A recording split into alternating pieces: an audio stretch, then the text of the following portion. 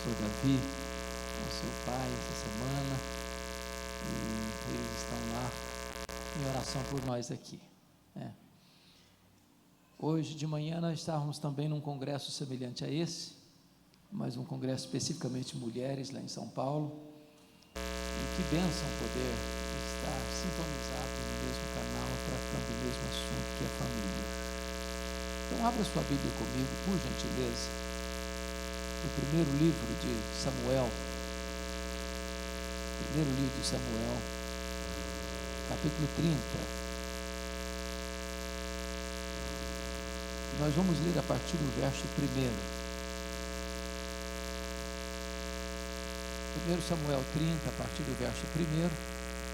E lido o texto, por favor, não feche sua Bíblia. Eu preciso que você acompanhe comigo essa exposição. Está escrito o seguinte: Sucedeu, pois, que chegando Davi e os seus homens ao terceiro dia a Ziclague, já os amalequitas tinham dado com ímpeto contra o sul Ziclague, e a esta ferido e queimado. Tinham levado cativas as mulheres que lá se achavam, porém a ninguém mataram, nem pequenos, nem grandes. Então somente os levaram consigo e foram o seu caminho. Davi e os seus homens vieram à cidade, e ela queimada, e suas mulheres, seus filhos e suas filhas eram levados cativos. Então Davi e o povo que se achava com ele ergueram a voz e choraram, até não terem mais forças para chorar. Também as duas mulheres de Davi foram levadas cativas, Ainoã, a jezreelita, e Abigail, a viúva de Nabal, o carmelita.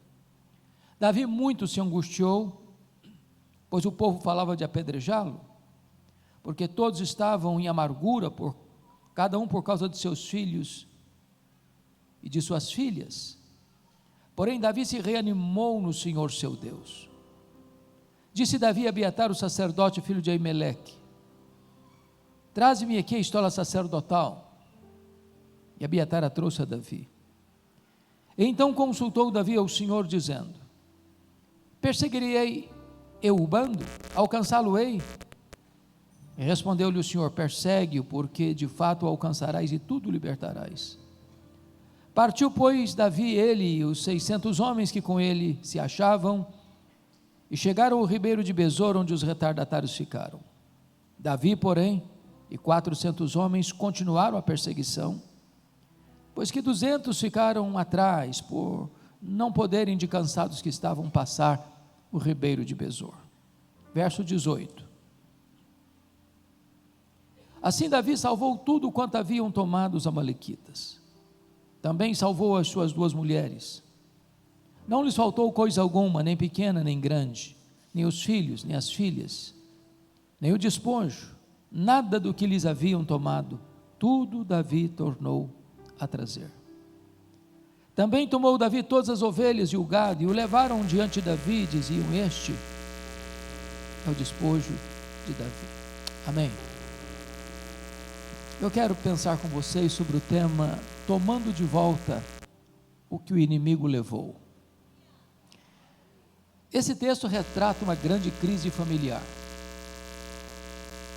O sogro quer matar o genro.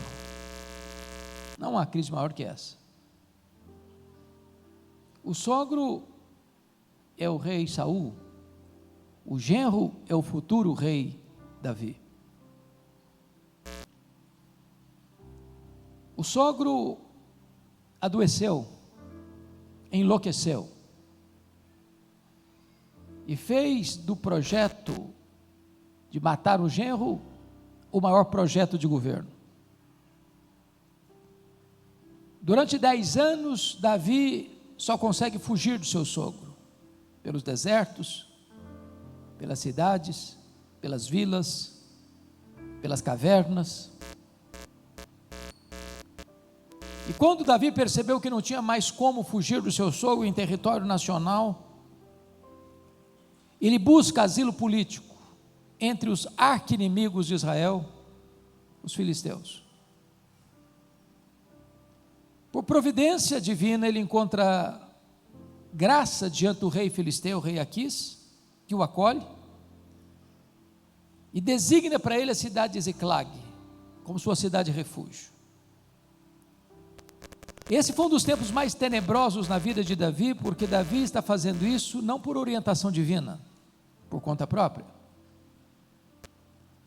Durante esse tempo que Davi passou em Ziclag, ele mentiu, ele enganou, fez jogo duplo, prometeu ao rei filisteu que estava lutando as guerras filisteias, passado a imagem de que ele tinha mudado de lado, que ele tinha desertado de Israel e agora estava bandeando-se para o lado dos filisteus. E diz a Bíblia que a situação fica muito crítica, porque o rei filisteu agora resolve declarar guerra contra Israel, convoca suas tropas e nomeia Davi e os seus homens como seus escudeiros, que haveriam de estar à frente do seu exército. E Davi agora está num bico de sinuca, ou numa sinuca de bico, num beco sem saída.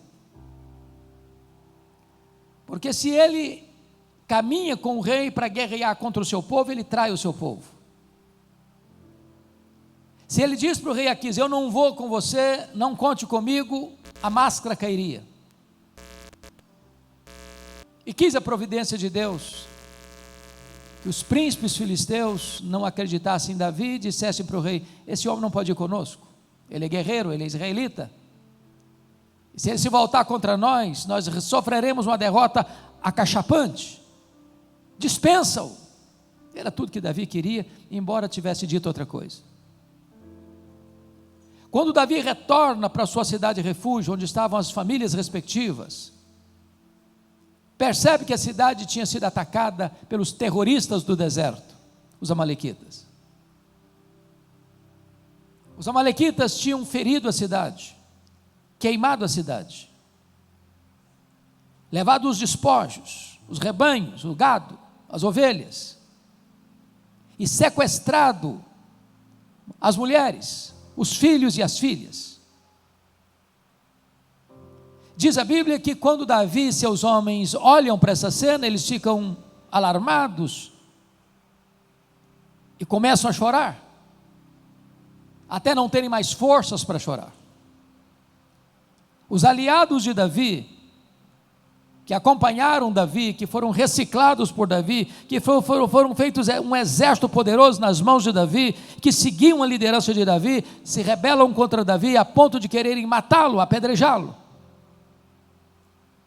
Davi muito se angustiou com isso, e no auge do seu desespero, ou no fundo do poço, ele se reanimou no Senhor seu Deus, não com bravatas, mas com humilhação, com oração. E ele faz uma breve oração: perseguirei eu o bando, alcançá-lo-ei. E Deus responde para Davi: persegue o inimigo, Davi, porque tudo que ele tomou de você, você vai trazer de volta. E Davi foi, e Davi lutou, e Davi venceu, e Davi trouxe tudo de volta, as coisas pequenas, as coisas grandes, os filhos, as filhas, as mulheres, nada do que Deus havia lhe dado, tudo Davi tornou a trazer. Essa narrativa bíblica retrata para nós que a família está no epicentro de uma grande crise, é o palco de uma grande batalha. E talvez, meus irmãos, não há nenhuma frente da sociedade humana mais terrivelmente atacada do que a família. Nós vivemos hoje numa agenda global contra a família. As instituições que deveriam defender a família estão tentando arruinar a família, solapar a família, desconstruir a família.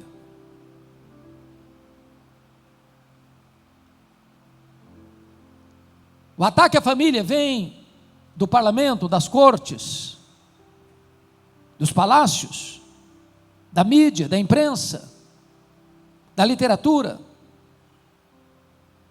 Por todos os lagos e sob todos os ângulos a família está sendo torpedeada. E esse texto retrata como é que o inimigo ataca a família.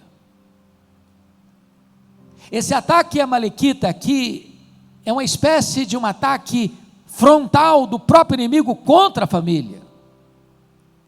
Não apenas inimigos visíveis, identificáveis, mas inimigos invisíveis, forças espirituais do mal. E como é que é esse ataque? Então vamos ver em primeiro lugar o ataque do inimigo à família.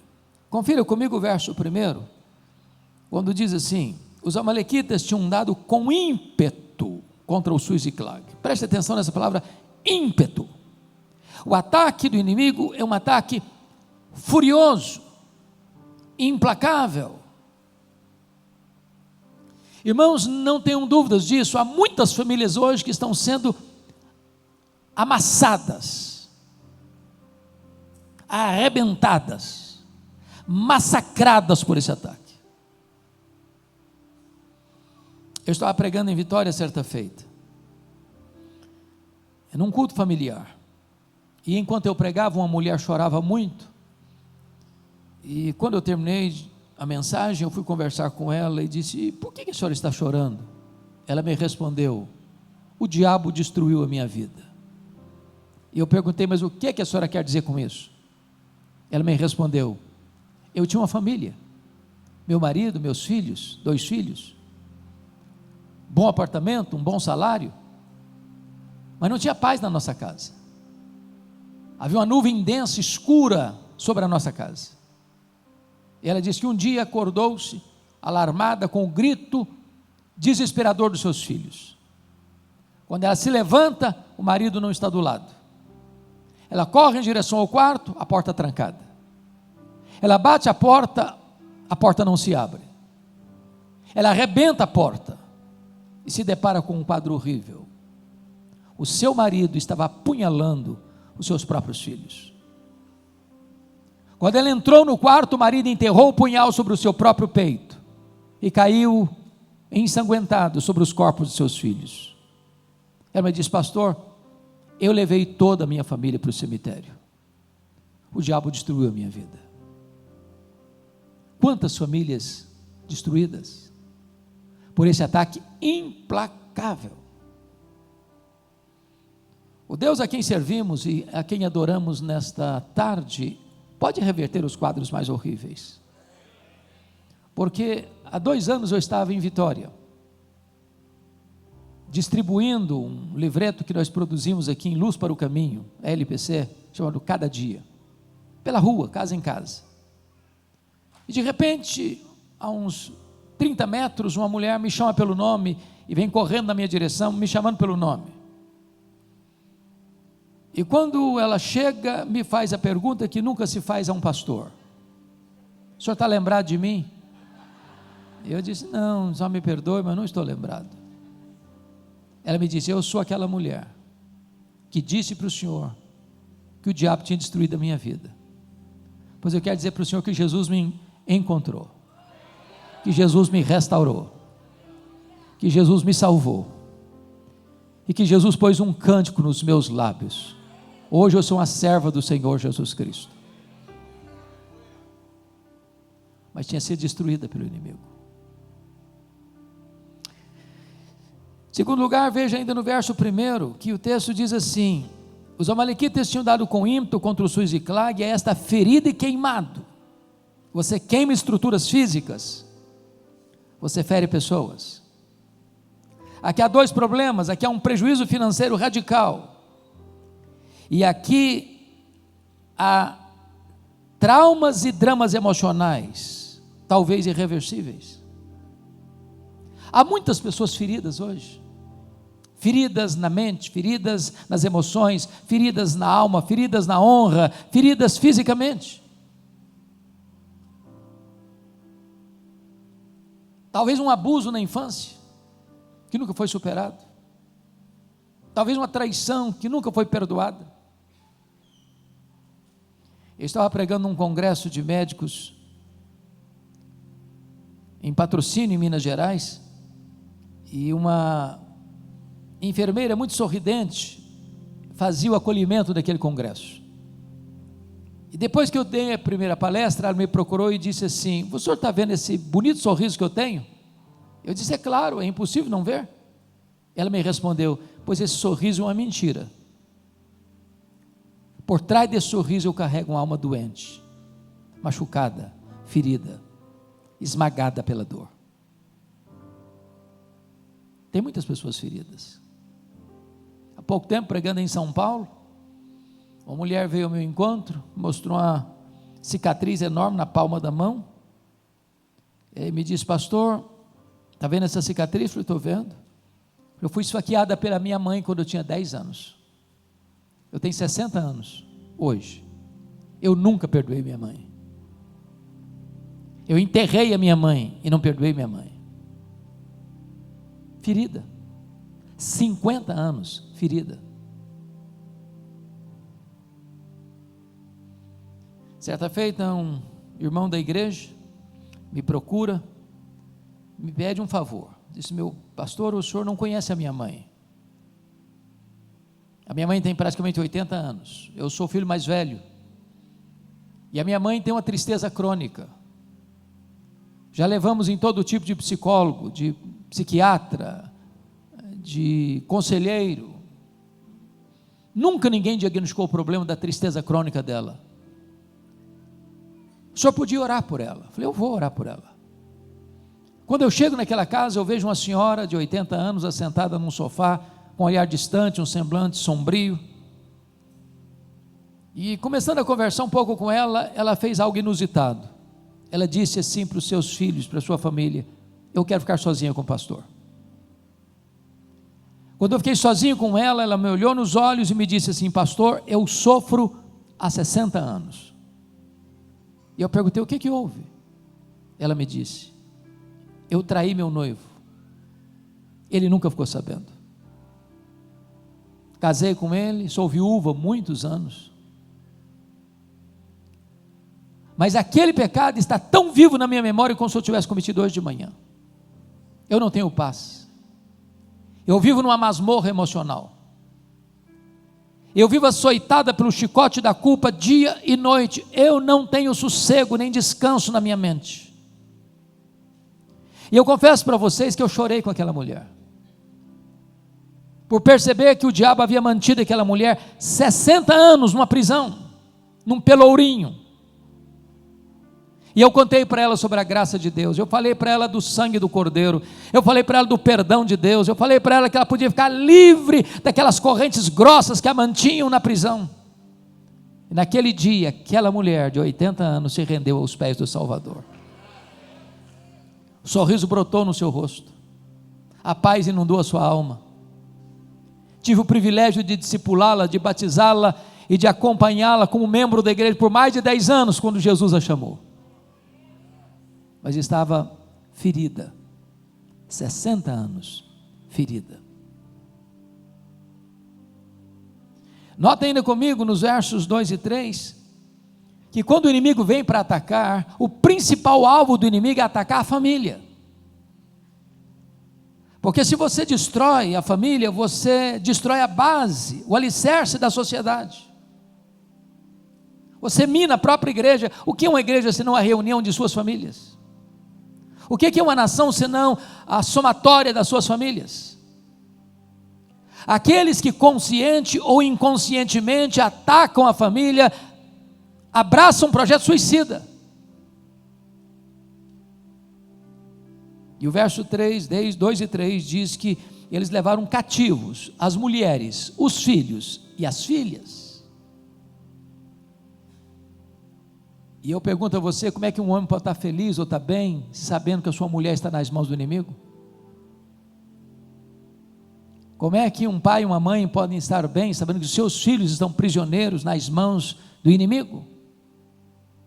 São muitas prisões hoje, irmãos. E não estamos falando de grades de ferro, de algemas que um policial amarra nos pulsos. Não estamos falando de uma tornozeleira eletrônica. Nós estamos falando de algemas piores, mais graves, e as pessoas vêm e vão, mas são prisioneiras, são cativas. Talvez da mágoa, talvez do ranço, da amargura, talvez do vício, talvez das mazelas morais. Estão nas mãos do inimigo. Isso me lembra de um irmão que tinha na igreja um ministério de música, participava do ministério de música na igreja. Um dia ele me disse assim: pastor, eu vim comunicar ao senhor que eu estou indo embora de casa. Conheci outra mulher e quero viver com ela. Estou deixando a minha esposa, minhas 2 filhas, estou deixando meu ministério na igreja, estou deixando a igreja, estou largando tudo para trás, quero viver essa experiência, quero viver essa aventura. E eu confesso que eu usei todos os argumentos que eu podia, todos os apelos, não adiantou nada. Seus ouvidos estavam surdos, e esse homem saiu de casa, se envolveu com uma mulher fortemente envolvida com o ocultismo. Algumas vezes fui visitá-lo e tinha despacho aos demônios na sua sala, e eu o alertava e não adiantava nada. Esse homem chegou a ponto de ir para o cemitério à meia-noite fazer despacho aos demônios, e nada do que eu falava com ele encontrava eco, ressonância no seu coração. Então um dia eu contei para ele uma história que aconteceu lá na África do Sul, estando lá entre os Zulus. Eu vivi essa experiência. Os Zulus têm uma prática muito interessante. Quando o rapaz começa a namorar com a moça, ele dá um lenço branco para essa moça. Enquanto o namoro durar, a moça tem o lenço branco com ela. Se um dia o namoro terminar, ela precisa devolver o lenço branco para o rapaz. Se ela não devolver, ela está dizendo para esse rapaz, tacitamente: eu quero ser sua.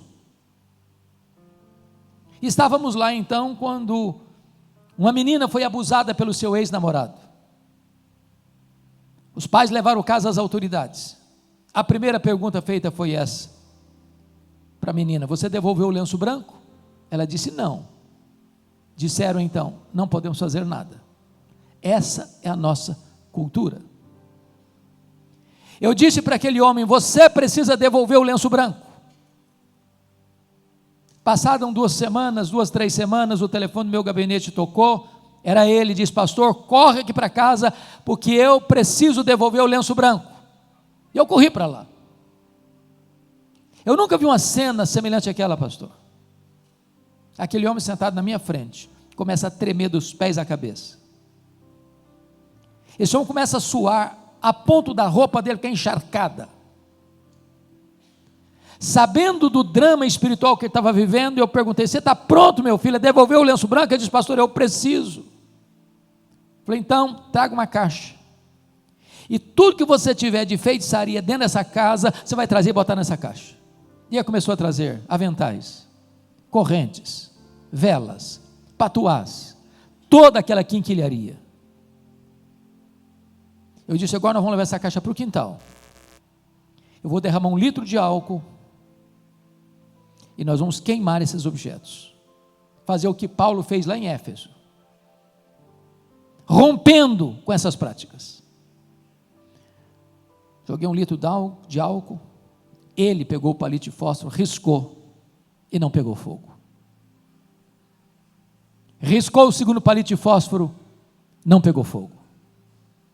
Esse homem deu uma gargalhada cavernosa e disse: não vai pegar fogo. E eu disse: vai pegar fogo em nome de Jesus, porque agora eu vou riscar o palito de fósforo. Quando eu risquei o palito de fósforo, o fogo pulou naquela caixa, e aquele homem deu um grito desesperador e caiu desacordado aos meus pés. Eu clamei pelo nome do Senhor. O Senhor o trouxe à consciência, com o coração quebrantado, arrependido e restaurado pelo Senhor. Mas estava prisioneiro nas mãos do inimigo. Acompanhe o texto comigo, você vai ver outra artimanha do inimigo. Versículo 6. Diz que Davi muito se angustiou, pois o povo, ou seja, os 600 homens que com ele estavam, falavam em apedrejá-lo. Aqui está a artimanha do inimigo. Ele provoca o problema, e depois ele tenta jogar uns contra os outros. O marido acusa a mulher acusa o marido, o pai acusa o filho acusa o pai, a nora acusa a sogra acusa a nora. E aqui está um grande perigo, de a nossa casa virar um pé de guerra. Eu vou lhes dizer uma frase que eu queria muito que você atentasse para ela, e a frase é esta: quando você faz do aliado inimigo, você faz do inimigo aliado. Seu problema não é seu pai, seu problema não é sua mãe, seu problema não é sua mulher, seu problema não é seu marido, seu problema não é seu sogro, seu problema não é sua sogra, seu problema não é seu cunhado, seu problema não é sua cunhada, seu problema não são seus filhos, o seu problema é espiritual. A nossa luta não é contra carne e sangue, mas contra principados e potestades, contra dominadores deste mundo tenebroso, contra forças espirituais do mal nas regiões celestes. Às vezes nós estamos num campo de guerra dentro da família, quando o verdadeiro inimigo que atiçou todo o problema está lá dando gargalhada.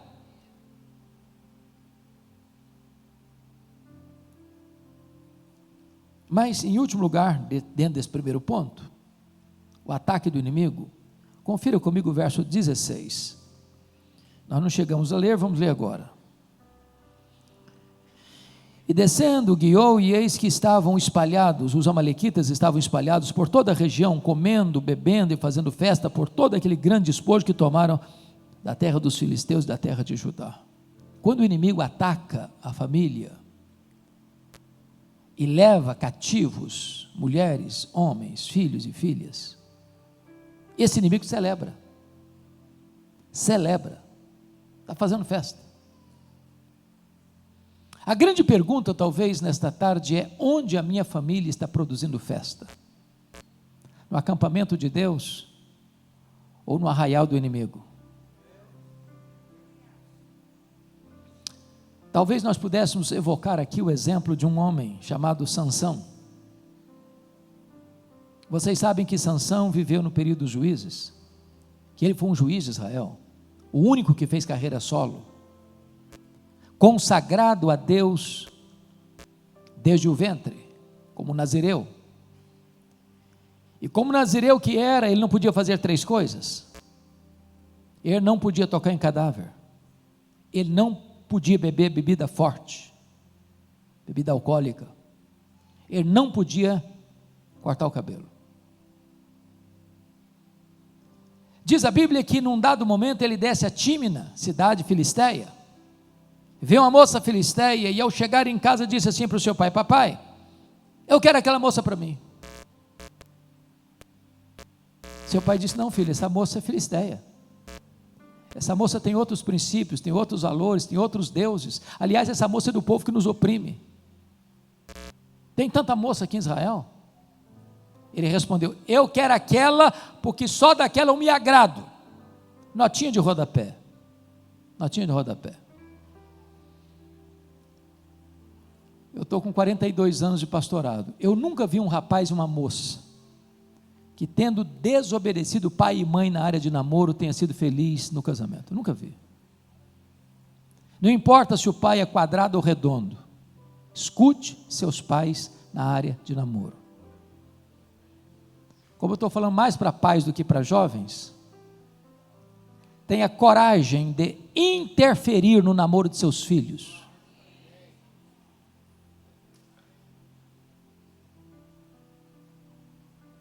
Ao dizer não para um filho, ele vai chorar. Ao dizer não para uma filha, vai chorar, mas choro não mata filho. Agora, namoro e casamento ruim é um desastre. Um namoro ruim é um ensaio de um casamento trágico. Diz a Bíblia que ele vai para a casa dessa moça, e no caminho passando no meio dos vinhedos, das vinhas. Preste atenção nisso, ele não podia comer nenhum produto da uva, e ele estava perto das uvas. Sabe quando a pessoa começa a andar no fio da navalha? Flertar com aquilo que é proibido? E ali um leão novo o ataca, e diz a Bíblia que ele era tão forte que ele pega esse leão novo e rasga-o como se rasga um cabrito. E eu, quando leio esse texto, dou risada, sozinho, porque eu não consigo rasgar um coelho, quanto mais um cabrito ou um leão. E ele joga o corpo do animal lá no meio da vinha e foi embora. Não falou nada para o pai e para a mãe, para não alarmar a situação. Falou: meu filho, é um aviso de Deus, está vendo aí? Ó, não deu conselho para você não mexer com isso, está vendo aí? O leão está te atacando. Escondeu tudo. No dia do casamento, talvez, com gravata borboleta, com um fraque bonito, está passando por lá com a pai e mãe do lado. Lembrou da cena, vou passar lá. Quando chega lá, na caveira do leão morto tem um enxame de abelhas, ele enfia a mão lá dentro da caveira do leão morto e pega um favo de mel. Começa a chupar, ainda dá para os pais. Não conta nada. Quebrou o primeiro voto de nazireada ali, ele não podia tocar em cadáver. Procurou doçura no que está podre, prazer no que é proibido. Aí diz a Bíblia que vai para a festa, e está escrito lá, que ele deu uma festa, e nós acrescentaríamos uma palavra bem brasileira, de arromba. Sabe por quê? Porque não quis ser diferente dos moços da sua época. Sabe o que significa isso? Uma festa regada a muita bebida. Quebrou o segundo voto. Notinha de rodapé de novo. Eu não sei quanto a vocês, queridos pastores, mas Deus tem me dado a bênção de percorrer o Brasil em todos os estados. Já preguei mais de 1.500 igrejas das mais diferentes denominações. Eu escuto no Brasil inteiro uma queixa doída dos pastores. As festas de casamento dos crentes estão se transformando numa vergonha.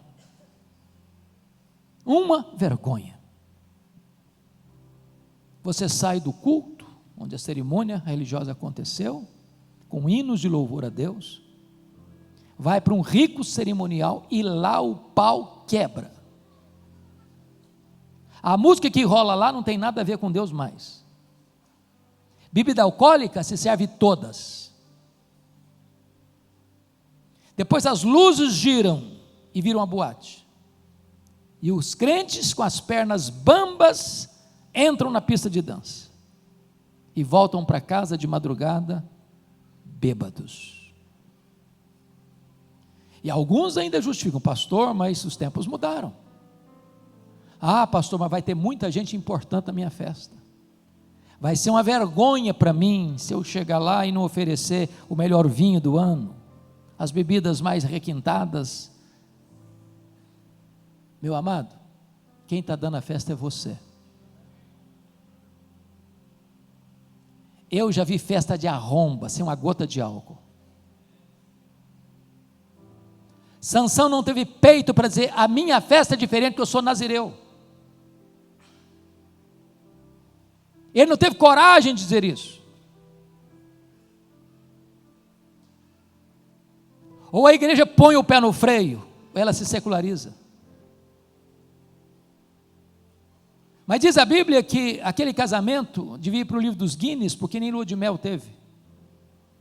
Ele vai propor uma brincadeira de mau gosto, tem que sair da festa para matar 30 homens. Quando ele volta da matança, porque de lá foi para casa, quando ele voltou da casa para o pai dele, foi para casa da moça, o sogro já tinha dado a mulher dele para outro homem, e ele ficou aborrecido, queimou a campina dos filisteus, os filisteus o prenderam, ele matou 1000 filisteus, e dali ele desce para Gaza e deita com a prostituta, e ele sai com portões da cidade nas costas, o pecado da cidade no coração, e dali ele vai deitar no colo da Dalila, e a Dalila vai enganá-lo, e ele vai brincar, e brincar, e brincar, e caiu na brincadeira, cortaram o cabelo dele, a força dele foi embora, o Espírito Santo se retirou dele, e ele que significa libertador foi prisioneiro, ele que o nome significa sol, ficou na escuridão porque ficou cego, ele que era o libertador de Israel foi levado para um templo pagão, para ser motivo de festa no arraial do inimigo. A pergunta é: onde a minha vida ou a minha família está produzindo festa? Bom, se eu terminasse aqui, eu estaria desesperado e vocês também. O que Davi fez quando percebeu que a sua vida, a sua família, a família de seus respectivos amigos tinha sido atacada pelos amalequitas?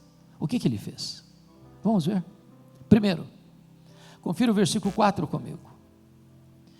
Está escrito aí que então Davi e o povo que se achava com ele ergueram a voz e choraram até não terem mais forças para chorar. A primeira coisa que Davi fez, irmãos, foi chorar. E nós estamos vivendo uma geração que chora muito diante dos melodramas do Netflix, dos filmes, das séries. Tem gente que é consumidor voraz, não tem tempo para ler a Bíblia. Mas gente que não chora pela sua vida, gente que não chora pela sua família, gente que está com o coração seco e com os olhos enxutos demais. Qual foi a última vez que você chorou pela sua família? Acho que todos vocês já ouviram falar, ou já leram, alguma obra de Tim Cymbala. Tim Cymbala é um pastor batista, lá do Brooklyn, Nova York, nos Estados Unidos. Uma das igrejas mais relevantes, um ministério de música conhecido no mundo. Um dia o pastor Tim Cymbala chega em casa e a sua filha adolescente, primogênita, disse assim para ele: papai, não quero saber mais da igreja, quero ir embora de casa, quero conhecer a vida, quero experimentar o que o mundo tem para oferecer. Seu pai pediu, insistiu, chorou, nada adiantou. A menina botou uma mochila nas costas e saiu de casa, adolescente. Pastor Tim Cymbala pensou em abandonar o ministério. Disse: meu Deus, eu não tenho estrutura emocional para enfrentar isso. Um dia um amigo dele liga para ele da Flórida e diz: pastor Tim Cymbala, esquece essa menina, ela não está nem aí com você, toca a sua vida, toca o seu ministério. Mas eu pergunto: que pai esquece uma filha? Que mãe esquece um filho? Pastor Tim Cymbala estava numa vigília de oração da igreja, quando de repente levanta uma irmã e diz assim: pastor Tim Cymbala, a nossa igreja nunca levantou um clamor em favor da sua filha, a nossa igreja nunca chorou pela sua filha. E ele disse que naquela noite, naquela vigília, todos os crentes deram as mãos, fizeram um grande círculo ao redor dos bancos, e aquele templo se transformou numa sala de parto, de gemidos, de soluços, de lágrimas. Quando ele voltou para casa de madrugada, disse assim para sua esposa: querida, eu não tenho dúvidas de que Deus libertou a nossa filha nessa madrugada. 2 dias depois, a campainha toca, a mãe vai à porta atender, era sua filha em lágrimas. Ela entra, porta dentro, vai no quarto onde está seu pai, se agarra nas pernas do seu pai e chorando diz: papai, me conta o que aconteceu há 2 dias de madrugada, me conta. Eu estava em casa e de repente parece que escamas caíram nos meus olhos foram abertos, papai. Eu quero dizer para o Senhor que eu estou de volta para Deus, eu estou de volta para minha família, estou de volta para a nossa igreja. Jesus me libertou, Jesus me restaurou.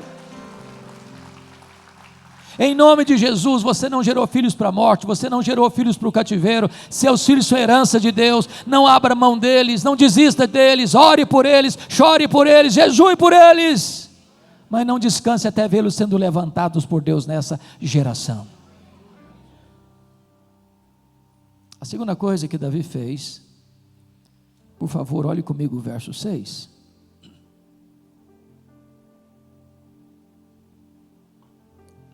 Davi muito se angustiou.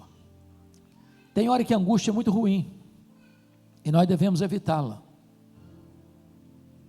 mas tem hora que ela é necessária. É impossível você ver seus cônjuges prisioneiros, seus filhos nas mãos do inimigo e achar que está tudo bem.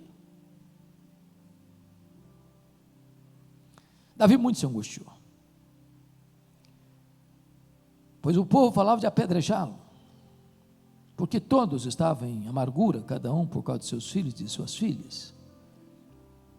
Eu fico imaginando, e eu me colocando no lugar do Davi, sendo pastor de uma igreja de 600 membros, e de repente eu, pastor da igreja, noto que não tem nenhum membro a meu favor, que todos os membros estão querendo me matar.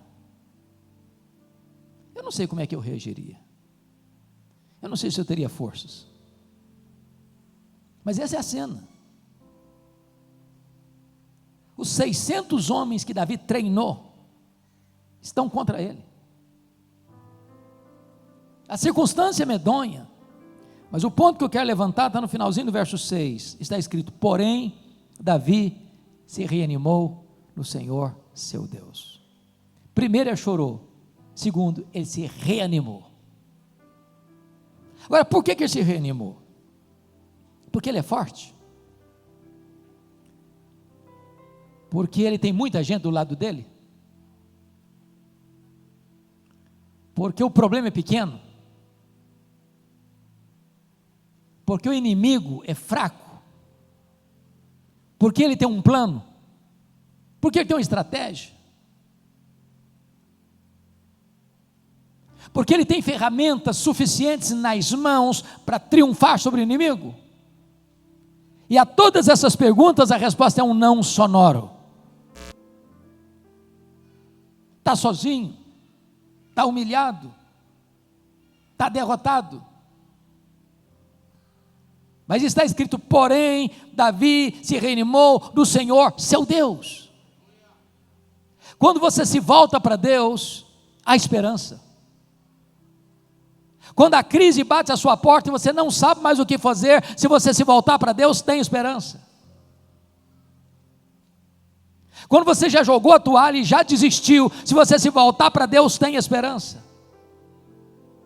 Não há causa perdida para Deus, não há problema insolúvel para Deus, não há pecado que Ele não perdoe, não há doença que Ele não cure, não há filho rebelde que Ele não restaure, não há casamento complicado que Ele não cure, não há situação que Deus não reverta. Reanime-se, reanime-se.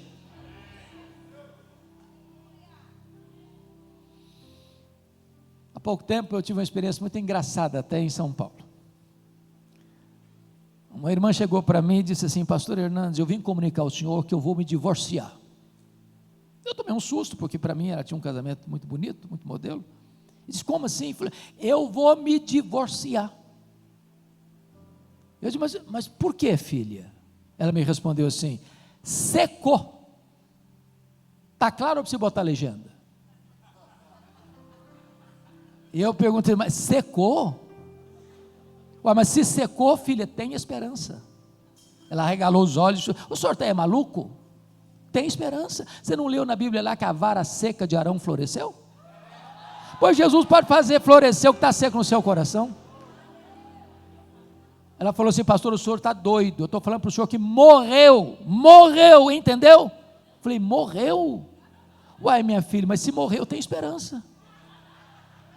Você não leu na Bíblia lá que Jesus ressuscita os mortos? Pois Jesus vai ressuscitar o que está morto no seu coração. Falei: pastor, o senhor é doido mesmo, eu estou falando para o senhor que acabou, tem mais nada, entendeu agora? Acabou. Falei: acabou? Ué, mas se acabou tem esperança. Você não leu na Bíblia lá que Deus chama à existência as coisas que não existem? Pois Deus pode trazer à existência o que não tem mais no seu coração. Você não vai divorciar agora não, você vai orar comigo um mês, depois você volta aqui. Depois de um mês ela voltou. Disse: pastor, acabou a vontade de divorciar. Jesus está curando meu coração, coração do meu marido, e nós resolvemos investir no nosso casamento.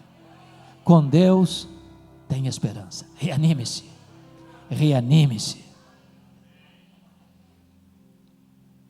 Terceira coisa que Davi fez, confira comigo por favor, versículos 7 e 8. Disse Davi a Abiatar, o sacerdote, filho de Ameleque: traz-me aqui a estola sacerdotal. E Abiatar a trouxe a Davi. Então consultou Davi ao Senhor, dizendo: perseguirei eu o bando, alcançá-lo-ei? Respondeu-lhe o Senhor: persegue-o, porque de fato o alcançarás e tudo libertarás. Preste atenção, que a terceira coisa que Davi fez foi orar. ao Senhor. Ele não reagiu com bravatas. Irmãos, tem nós, na nossa casa, que só vão ser desatados com oração. Não adianta brigar, não adianta discutir, não adianta ir para a justiça, não adianta levantar a voz, não adianta fazer ameaça. Ou Deus desata o nó, ou o nó não vai ser desatado. Agora, o que eu acho curioso, que essa é uma das mais breves orações da Bíblia. Talvez nós disséssemos assim, uma das mais medíocres. Porque pense num baita problema desse. Ó Deus, perseguirei o bando, alcançá-lo-ei, em nome de Jesus, amém. Mas só isso? Não demorou nem 10 segundos a oração?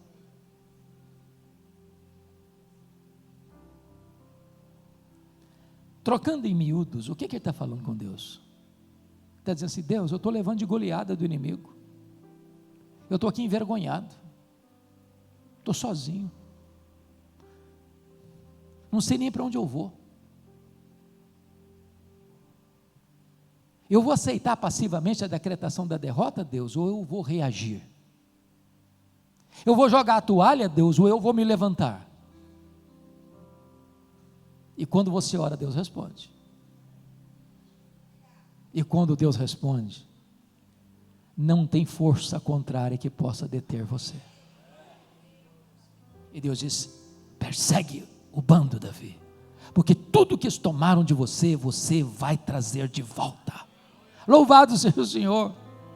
Deus muda o placar do jogo, Deus vira a mesa da história, Deus cria um fato novo, Deus bota uma B12 na sua alma, e dá ânimo novo para você.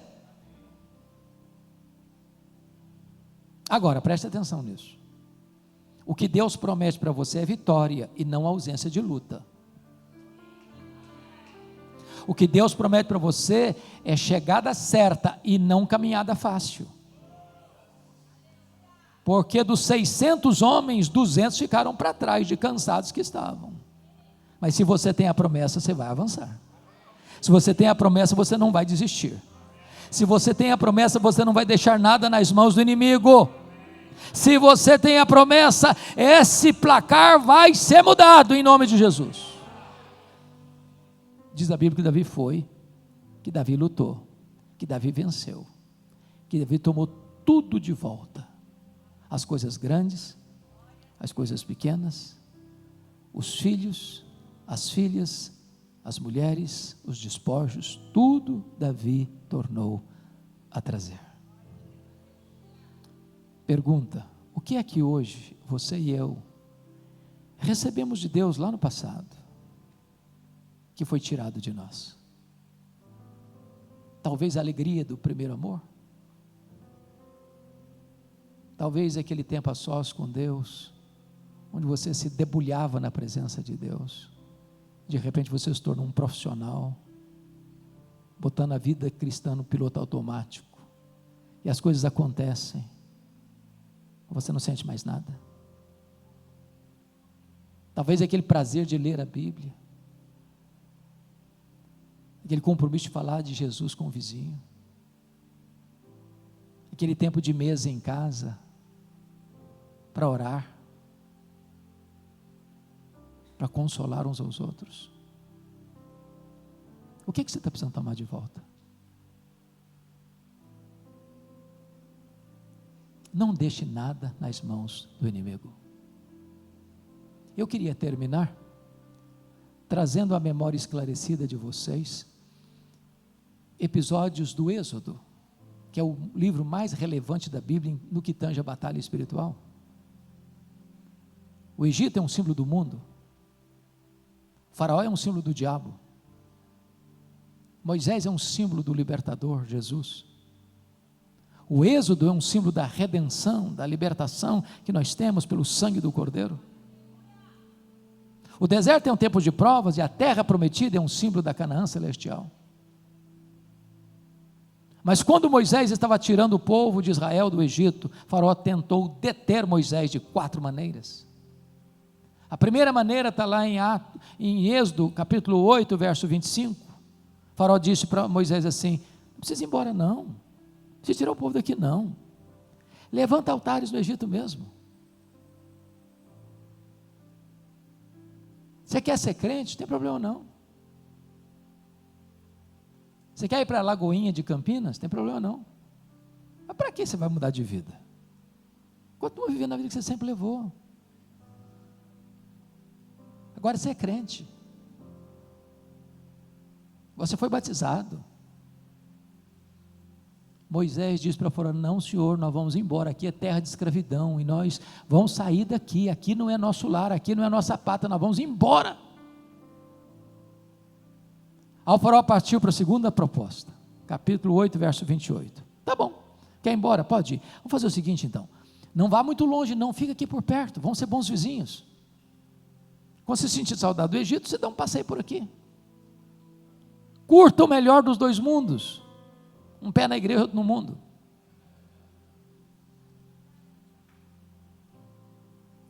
Moisés disse: não, nós não vamos ficar flertando com o pecado não, vamos embora, e vamos para longe, ficar aqui não.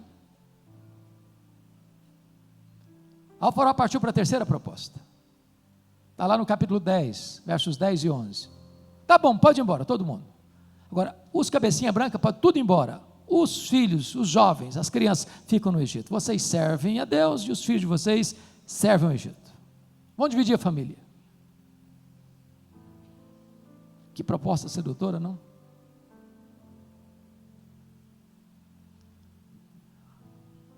Isso me faz lembrar uma história muito dramática que eu vivi. Eu fui convidado para pregar numa grande igreja no Brasil. E eu tenho, dentre os muitos problemas que eu tenho, fraquezas que eu tenho, limitações que eu tenho, eu não sei lidar com um tema. Então, se você me convidar para pregar, não me dê um tema, por favor. Eu não sei lidar com isso. O que eu consigo fazer um pouquinho é pegar um texto e trabalhar o texto, mas tema eu não consigo. Mas naquele dia me deram um tema. E o tema era santidade e era um trabalho de jovens. Sabe aquele dia que você prega e você acha que foi bem?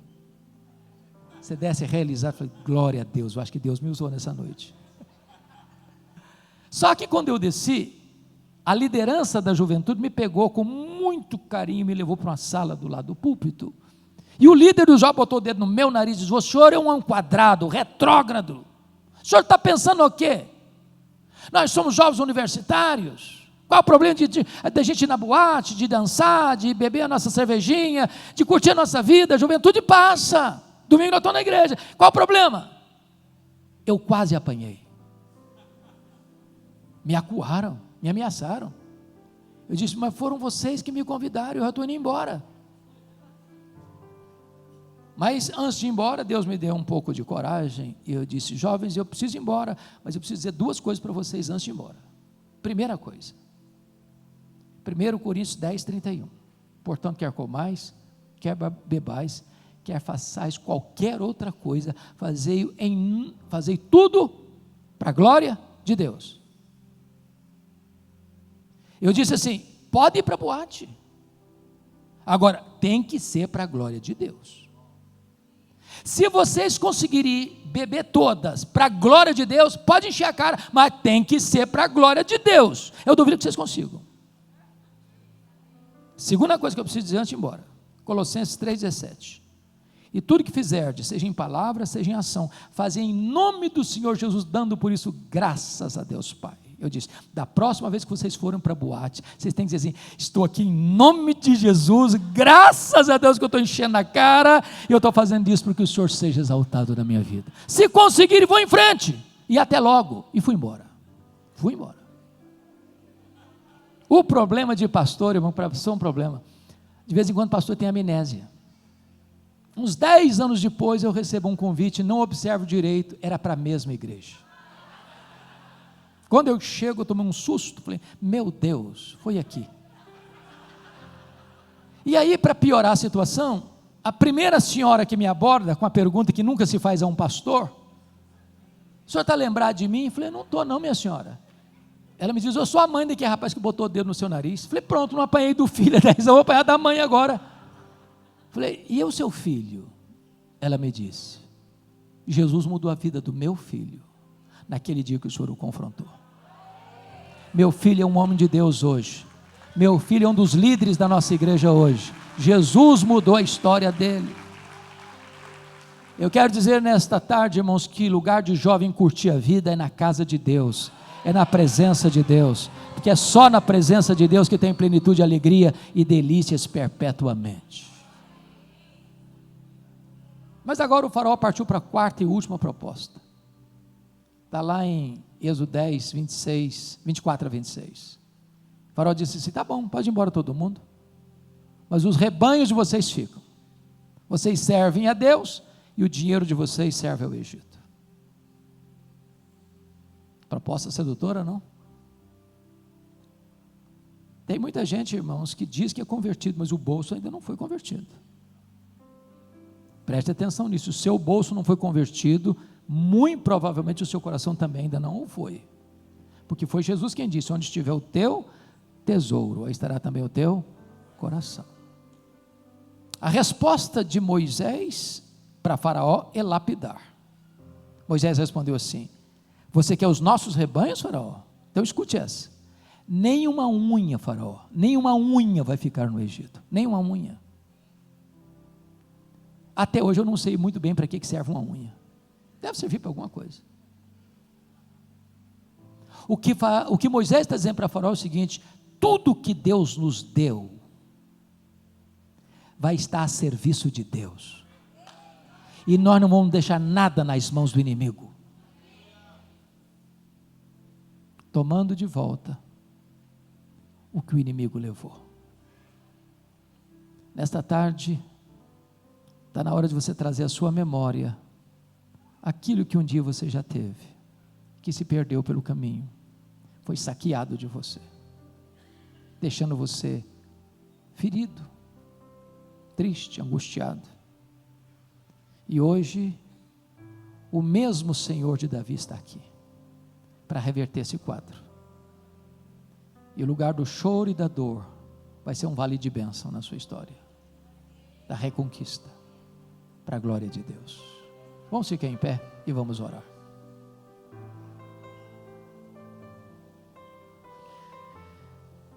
Te damos graças, Deus, porque a Tua palavra é a verdade,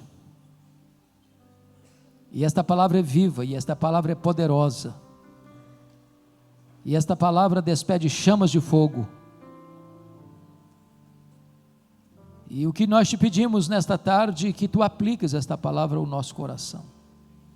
Estou plenamente consciente de que só consigo falar aos ouvidos, mas o Teu Espírito é poderoso para falar aos corações. E que nesta tarde, Deus, Tu que conheces, Tu que sondas o nosso coração, sabe da luta que cada um aqui enfrenta, que Tu possas quebrar as algemas, romper as cadeias, envergonhar o inimigo, reverter o diagnóstico, mudar o placar do jogo e trazer de volta aquilo que foi tomado de nós. Reanima o Teu povo. Se preciso for, leva-nos às lágrimas, mas reanima o nosso coração. Dá-nos a disposição de buscarmos a Tua face em oração, e em resposta à oração, agirmos com firmeza, com perseverança, e jamais retrocedermos, até que tudo seja tomado de volta. Queremos consagrar nossa vida a Ti, o que temos, o que somos, tudo queremos colocar no Teu altar, sobretudo, a família que nos deste, ela é Tua, Senhor, e queremos que ela viva para o louvor da Tua glória, em nome de Jesus, aleluia, amém. Deus abençoe, meus amados, muito obrigado pelo carinho de vocês.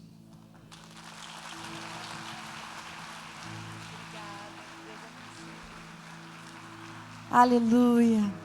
Vamos fazer uma oração em forma de canção.